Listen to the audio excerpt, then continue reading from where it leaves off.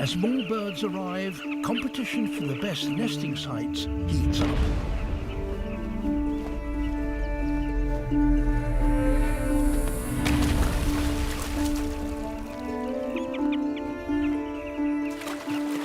It's thirsty work.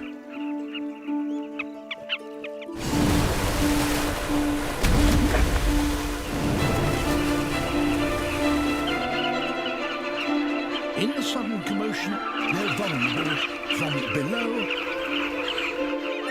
and above.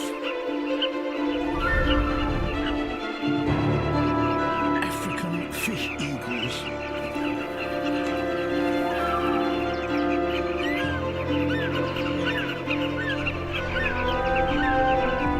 They are permanent residents here, but at this time of the year, they don't just eat fish.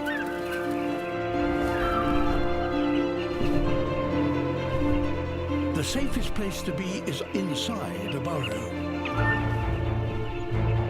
But an eagle flyby sends shockwaves of panic through the colony.